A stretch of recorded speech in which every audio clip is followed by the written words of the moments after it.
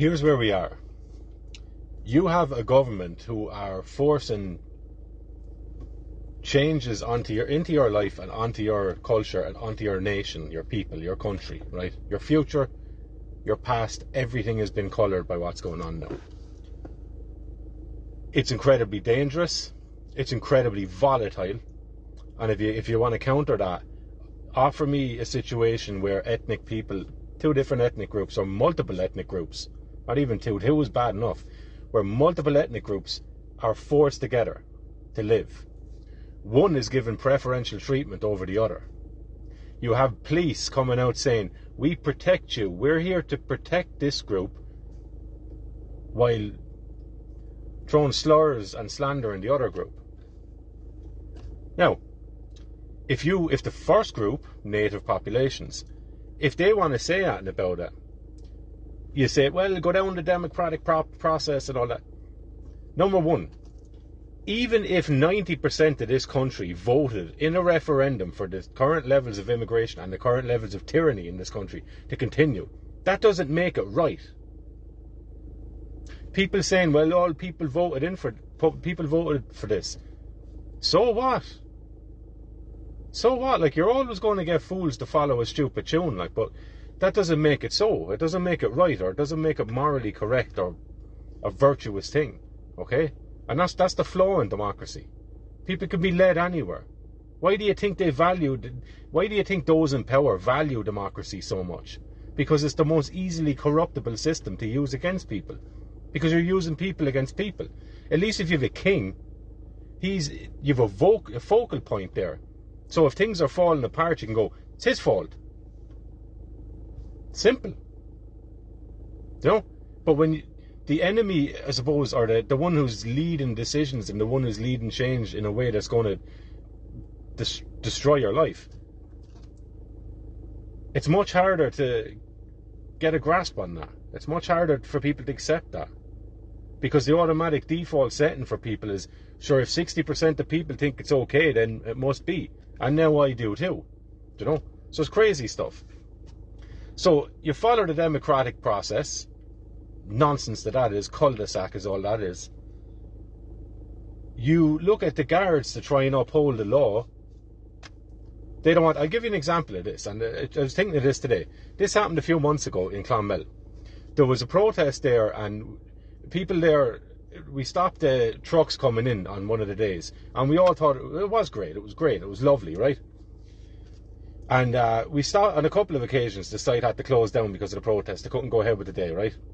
And one of the detectives came over and said to one of the girls, be happy with your win because you're not going to get any more.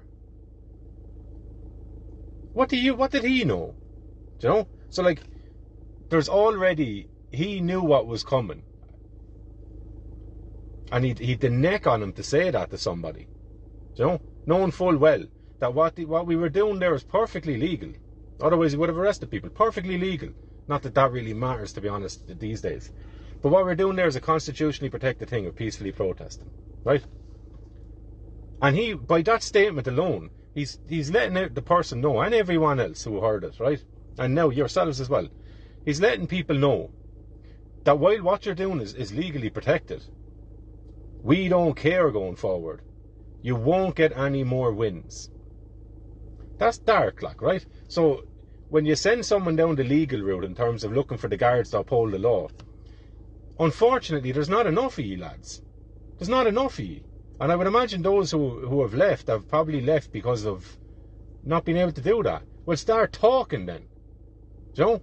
It's not good enough you save your own skin and you get to go away feeling morally pure when you don't speak up against the thing, because all you're doing there is saving your own skin. That's useful to nobody, right? So you go down the political route, all they're doing is slandering people. Do you know what I mean? Like, realistically, watch these politicians. You'd expect, given the status and given the position that they're in, that they'd at least pretend to be somewhat diplomatic or somewhat neutral or aimed at the truth in some way, or the best outcome for people. Do you know? You'd expect at least that out of them, but you don't. Watch them. Put all of your preconceived ideas and all of your beliefs and all that stuff, all those things, bracket them away, right? Put them aside and just look and listen to these politicians neutrally, and count how many times they just name call people. They just call people names. Do you know what I mean? It's ridiculous. They just stand there going, sure, they're all racist, they're all far right. Gives an explanation. Well, I don't really have any, but don't be a fascist. You know, crazy stuff. And we accept that. We've been accepting that, right? So you go down the political route, nonsense. A big bunch of, I don't even know what to call these people. Probably not people. But be that as it may, right? You go down the political route, corrupt. You go down the Gardaí route, corrupt. You go down the media route, corrupt. Try and get a story out. Pfft, what are you thinking? Do you know? You go down the legal route in terms of the court systems, corrupt. Crazy. So you go down all of these channels, all of the stages that the politicians in power now tell you are the correct way of going about doing things. And a lot of Irish people will tell you it's the correct way of going about doing things when they know they should know better. At least they should know better now. And people are finding out, right? You go down, when you do get an injunction in the court systems, these sites are not just plough ahead anyway, do you know? They're overriding all sorts of laws, two-tier standard of justice in this country. How many houses are they taking off people and bulldozing who just happen to build them on their own home, on their own land, right? While they're overriding all these planning laws. They don't really count anymore because they're refugees. That's racism. You're giving a preferential treatment to a different people based on their race or their ethnic makeup. That's racism. They're telling you also out of the other side of the mouth, there's too many white people in positions of power in Ireland. Crazy. And we accept that, right? So all of these systems are corrupt. And then you have a growing number of people who are getting really, really angry and really concerned and volatile, right? Understandably so. Understandably so. I'm not talking about criminality or any of that stuff. I'm not talking about going and smashing up someone's public stuff. I'm not talking about that, right? But ultimately, you have this disillusioned native population who are beginning to see that there's no alternative when you go down the official routes that they try and send you down. There's no way of ameliorating this problem by going down these official channels, right? So the system they tell you to obey is the most corrupt thing, and it's putting your life in danger. You might not see it now, but it certainly is putting your life in danger. You know? So what else is there? If you're a man, then you start getting defensive and you start looking around and you start getting suspicious and maybe a little bit paranoid, and probably rightfully so, understandably, right? You see the changes, you see the risks. Because to a man, a strange man is a potential danger. Do you know? It's as simple as that. To a man, a strange man in his neighbourhood, in his territory, is a potential risk to those that he cares about. It's as simple as that. And people try and dull this instinct in men by saying, to think like that is a race. Whatever. It's human nature. Whatever. You don't have to think like that, but 99% of men certainly do, whether they'll admit it or not. Right?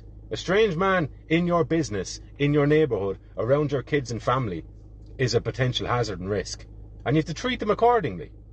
Right? You treat them as if they are a potential risk. Doesn't mean go and do nothing. It just means you guard yourself. Right? So you have men going around on guard a lot of the time. Anxious about the future. You know? Anxious about the lives that their kids are going to have when they're not there to protect them anymore. So they get angry. But if you get too angry and you start saying a few things, you get done for hate speech. The system will put you in jail. The system that has left you with no resort, no last resort, other than the one you're not allowed to resort to, right, is now going to put you in jail for obeying your instincts to survive. How much more corrupt do you want to get? Unless Simon Harris and them start coming out with AR-15s and peppering Irish people, you can't get any worse than what's going on here at the moment. Right? So that's where you're living. That's what you're living through.